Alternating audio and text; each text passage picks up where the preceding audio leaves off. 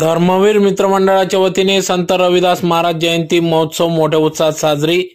महाप्रसाद प्रतिमा पूजनासह आरती कार्यक्रम संपन्न। आज दिनांक 12 फेब्रुवारी 2025 रोजी संत रविदास महाराज जयंती महोत्सव धर्मवीर मित्रमंडळाच्या वतीने साजरा करण्यात आला। दरवर्षी सालाबादाप्रमाणे या ठिकाणी संत रविदास महाराज जयंती मोठ्या उत्साहात साजरी करण्याचं कार्य धर्मवीर मित्रमंडळाचे प्रमुख तथा भावी नगरसेवक पैलवान जयंत विजयराव वानखेडकर हे करीत असतात। त्यातलाच एक भाग म्हणून आज संत श्री रविदास महाराज यांच्या 648व्या जयंती महोत्सवाचे आयोजन गल्ली नंबर 7 येथील धर्मवीर मित्रमंडळ, क्रांतीवीर भगतसिंग मित्रमंडळ तसेच संत रोहिदास चौक, पारोडा रोड, धुळे यांच्या सहकार्याने माजी नगरसेविका हिराबाई विजय वानखेडकर व भाजप महानगर उपाध्यक्ष तथा पैलवान जयंत विजयराव वानखेडकर यांनी या कार्यक्रमाचे आयोजन केले। तर आज सायंकाळी 7 वाजता संत रविदास महाराज यांची प्रतिमा पूजन करून आरती करून तदनंतर महाप्रसाद वाटप करण्यात आला। तर या कार्यक्रमाप्रसंगी या ठिकाणी धुळे शहर आमदार अनुप अग्रवाल यांच्या सौभाग्यवती सौ अल्फा अग्रवाल, माजी महापौर प्रतिभाताई चौधरी, माजी नगरसेवक शरद वराडे, माजी नगरसेवक ॲडव्होकेट जवाहर अण्णा पाटील, उद्योजक योगीराजजी मराठे, खानदेश मैदानचे संपादक मनोज गर्दे, दत्ता कल्याणकर, पैलवान निरंजन करंकाड, माजी नगरसेवक हिरामनप्पा गवडी यांच्यासह आदी मान्यवर पदाधिकारी या ठिकाणी उपस्थित होते। तर कार्यक्रमाप्रसंगी या ठिकाणी येथील सर्व चर्मकार समाज बांधव यांच्यासह धुळेकर नागरिक मोठ्या संख्येने या ठिकाणी उपस्थित होते। तर त्यांनी या महाप्रसादाचा लाभ घेतला। तर या कार्यक्रमाचे आयोजन पैलवान जयंतराव वानखेडकर, गोकुळ शिरसाट, राजेंद्र गर्दे, सुप्रू मुकुंदे, जगदीश वानखेडकर, विशाल वानखेडकर, भुरा कांबळे, अशोक वानखेडकर, रतिलाल शिरसाट, चेतन भिंगाणे, गणेश आगवणी, सचिन मुकुंदे, सागर शिंदे, शहाजी वानखेडकर, हिमांशु गवडे, तेजस गर्दे, पप्पू शेलार, हरी कांबळे आदींनी या कार्यक्रमाचे आयोजन केले। तर कार्यक्रमाचे सूत्रसंचालन हाबापर राजेंद्रभाऊ मुर्तळकर व दत्तात्रय कल्याणकर यांनी केले।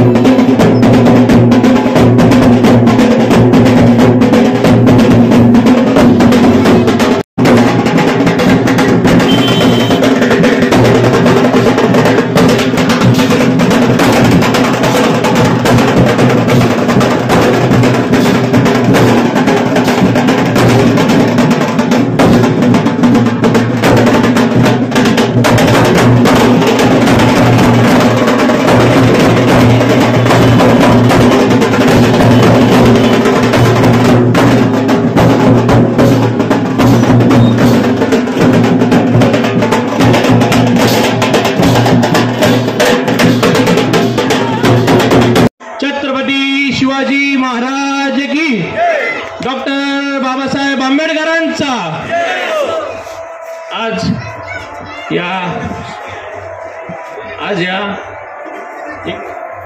या कार्यक्रमासाठी उपस्थित आपल्या सर्व जमलेल्या माझ्या बंधू आणि भावांनो, सर्वप्रथम मी माझी ओळख करून देऊ इच्छितो। माझं नाव सिद्धार्थ देवेंद्र वानखेडकर, म्हणजेच सिद्धार्थ बाळासाहेब वानखेडकर, आपले बाळूदादांचा मोठा चिरंजीव। मी या ठिकाणी कोपरगाववरून मागच्या काही 15 वर्षापासून या कार्यक्रमांना येत असतो।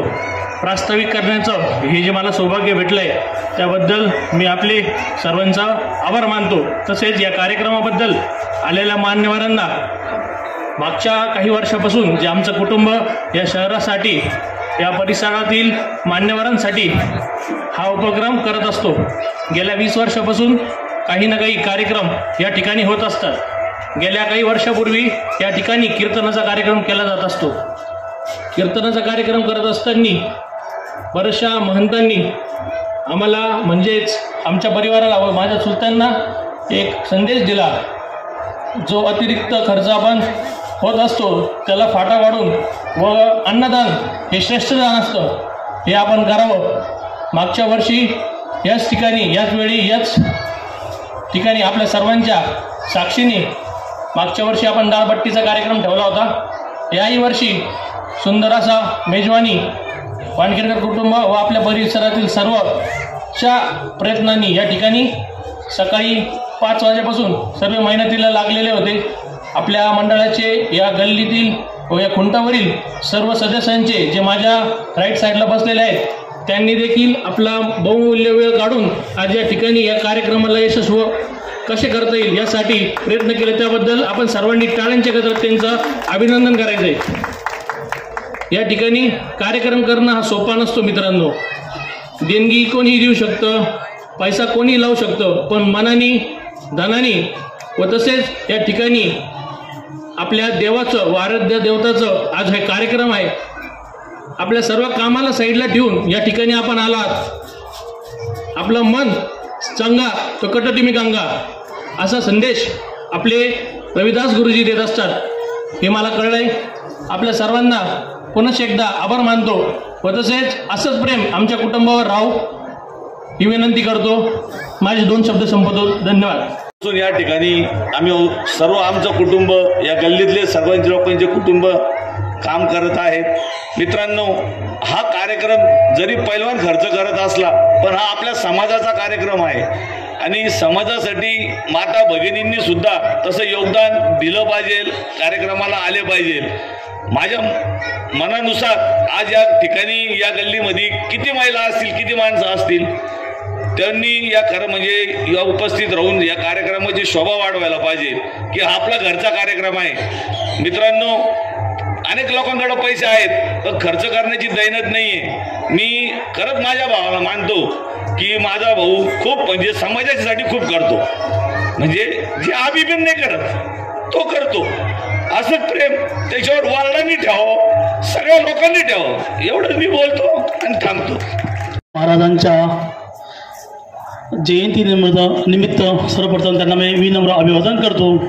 त्या कार्यक्रमात उपस्थित धुळे शहराचे लोकप्रिय धर्मयुद्ध आमदार, त्यांच्या धर्मपत्नी सौ अल्पाताई अग्रवाल, तसेच धुळे महानगरपालिकेच्या माजी महापौर आमच्या भगिनी सौ प्रतिभाताई चौधरी, ॲडव्होकेट जवाहर पाटील, आमच्या मातोश्री वानखेडकर आई, मातोश्री वानखेडकर आई,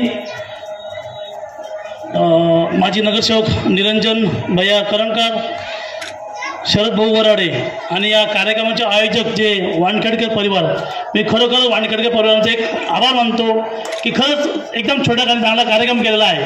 त्यांच्यापासून शिकण्यासारखं आहे की काही कार्य नसताना एक समाजाला चांगला संदेश देण्याचे काम ते जयवंत पैलवान करत आहे आणि त्यांचे परिवार।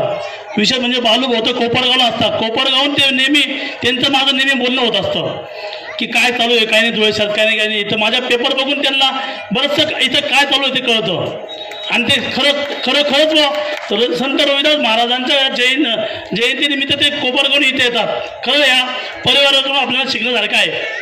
मी एकच संदेश देतो सर्व उपस्थितांना की देवधर्म आणि देवतांची कशी प्रार्थना करावी ती शिकवण संत रविदास महाराजांनी दिलेली आहे।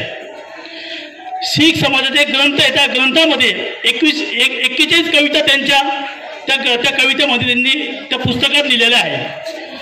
आणि मी शेवटी एवढंच बोलतो की समाजाने जयंत वानखेडकर पैलवान यांच्याकडून शिकायचं आहे की श्री संत रविदास जयंती घरोघरी आणि आपल्या गल्लीत आणि सर्वत्र व्हायला पाहिजे. जयंत पैलवाननी मला बोलवलं, आम्हाला सर्वांना बोलवलं, त्याबद्दल त्यांचे धन्यवाद देतो. म्हणून उपस्थितांचे मी आभार मानतो. जय हिंद, जय महाराष्ट्र. रविदास महाराज की बोला. संत शिरोमणी रविदास महाराज की. संत रविदास महाराज यांची 648व्या जयंतीच्या निमित्ताने या गल्ली नंबर 7 मध्ये आमचे भारतीय जनता पार्टीचे जिल्हा उपाध्यक्ष जयंत भाऊ वानखेडकर व आमच्या मावशी इरा मावशी वानखेडकर, माजी नगरसेविका, आमच्या मार्गदर्शिका यांनी या संत रविदास महाराज यांच्या जयंतीच्या निमित्ताने एक छोटासा मस्त छान कार्यक्रमाचं आयोजन आणि नियोजन केलेलं आहे. त्याबद्दल जे कार्यक्रमाचं आयोजन नियोजन छान केलं त्याबद्दल या वानखेडकर परिवारासाठी एकदा जोरदार टाळ्या होऊन जाऊ द्या. या कार्यक्रमाप्रसंगी व्यासपीठावर उपस्थित असलेल्या आमच्या बेटी बचाओ बेटी पढाओच्या प्रदेश संयोजिका व आमच्या धुळे शहराचे लाडके आमदार अनुपभैया अग्रवाल यांच्या अर्धांगिनी सदैव एकच ध्यास अनुपभैया अग्रवाल हे आमदार झाले पाहिजे. ध्यानी मनी झोपताना उठताना सगळ्या एकच कायम तिच्या मनामध्ये ध्यास असा अनुपभैया आमदार झालेच पाहिजे. आणि तिच्या मनात जे स्वप्न होतं, भैयांचं जे स्वप्न होतं ते ती पूर्ण करण्यासाठी अगदी म्हणजे तन मन धनाने आणि खूप प्रचंड मेहनत घेतली अशी आमची अल्फा बाबी अग्रवाल. व्यासपीठावर उपस्थित असलेले माझे लहान बंधू मनोज भाऊ गर्दे, व्यासपीठावर उपस्थित असलेल्या मावशी जयंत भाऊ, तसेच शरद भाऊ वराडे माझे सहकारी, तसेच भैया पेलवान, व्यासपीठावर उपस्थित असलेले सर्व सन्माननीय मान्यवर. आताच जयंत भाऊच्या वडिलांनी आपल्या भावना व्यक्त केलेल्या आहेत. माझ्या राजकीय व सामाजिक जीवनाची बाग ज्यांनी फुलवलेली आहे, राजकारणाचं बाळकडू मला माहेरून जरी मिळालेलं असलं तरी राजकारणात व समाजकारणात पुढे जाण्यासाठी ज्यांनी मला सदैव पाठिंबा दिला ते माझे पती नानासाहेब शिवाजीराव चौधरी. आणि या भागामध्ये या गल्ली नंबर 7 मधील मोठ्या संख्येने उपस्थित असलेले सर्व बंधू आणि भगिनींनो, आपण पाहतो की हे संत रविदास महाराज यांचा जन्म 1398 साली वाराणसीमधील गोवर्धन नावाचं एक जे छोटंसं गाव आहे त्या गावामध्ये यांचा जन्म झाला होता. संत रविदास महाराज हे थोर संत होऊन गेले, लेखक, साहित्यिक, आणि त्यांनी ज्ञानाची गंगा सगळीकडे विकसित केली. ज्ञानाची गंगा त्यांच्यापासून सगळ्यांना ज्ञानाची गंगा मिळालेली आहे.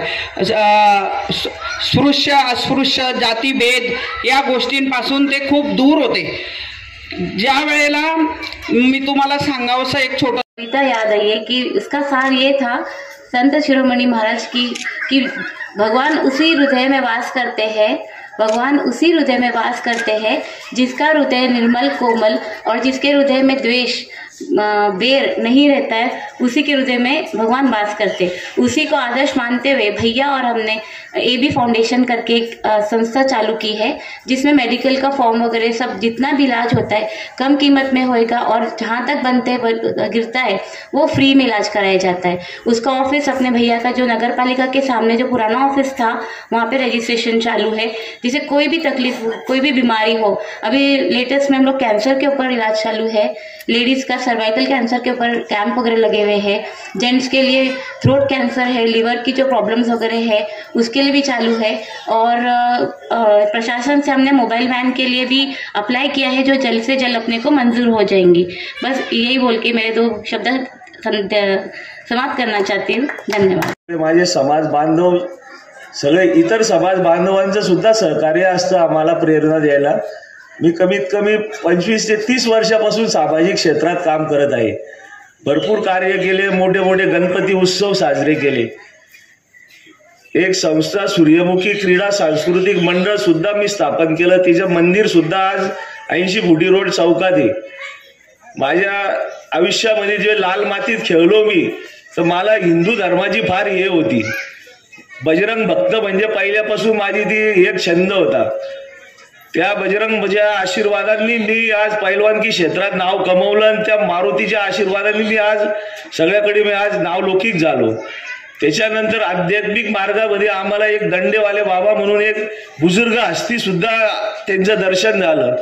ते म्हणजे दुसरे शिर्डीवाले साईबाबा किंवा गजानन महाराज किंवा स्वामी समर्थांचे रूपच होते ते. त्यांचा आशीर्वाद पडल्यानंतर माझ्या आयुष्याची कलाटणी बदलली. मग त्या निमित्ताने माझी आई 2 वेळा नगरसेविका झाली. ते एवढे ज्वलंत व्यक्ती होते, त्यांनी मला डायरेक्ट सांगून दिलं की तेरी माँ को खुर्सी पे पहिले बिठाऊंगा बोले. आणि मला ते काही समजलं नव्हतं तेव्हा. आजच्या 30 वर्षापूर्वीची गोष्ट आहे, 26-27. त्यामुळे मी तर कार्यात होतोच, पण माझ्या आईला तिकीट भेटलं शिवसेनेकडनं. जे ते त्या त्यावेळेस म्हणजे मी एक शिवसेना प्रमुखांच्या याच्यात मी फार हे मग्न होतो. छंद होता मला शिवसेना प्रमुखांच्या याच्या रक्तदान करणं, हे करणं. बाबूभाई पटेल जेव्हा विभाग प्रमुख होते आझाद नगरचे, त्या भागात त्यांच्या सोबत राहून सगळं मला ते हे लागलं होतं सामाजिक क्षेत्राचं. त्याच्यानंतर वाढत वाढत बाबांचा आशीर्वाद भेटला दंडेवाले, तसं मी पुढे सरकत गेलो. त्या आशीर्वादाने आज जे बी उपक्रम करतो मी, ते त्यांच्या आशीर्वादाने मला मी सहसा पैसे तर कोणाकडनं मागत नाही. मला भरपूर लोक म्हणतात पैलवान आम्ही हे देऊ का, ते म्हणतो भाऊ तुमचा आशीर्वाद द्या, मला सगळ्यात मोठा आशीर्वाद पाहिजे मला तुमचा, बस, बाकी दुसरं काही नाही. या कार्यक्रमाला जे बी मान्यवर आले व्यासपीठावर, जे काही कारणास्तव बाहेरगावी होते, काही कार्यक्रम होते त्यांचे मंत्रालयात मुंबई, त्यांचे बी आभार आहे मी. आणि जे बी आले त्यांचा बी आभार आहे. जे बी नागरिक बसले त्यांचा बी आभारी. असेच मला प्रोत्साहन द्या, सहकार्य करा, असेच उपक्रम राबवण्याची मला ताकद द्या, हिंमत द्या. बस हेच बोलून मी माझे 2 शब्द संपवतो. आणि आता थोड्याच वेळात महाप्रसाद भंडाऱ्याचा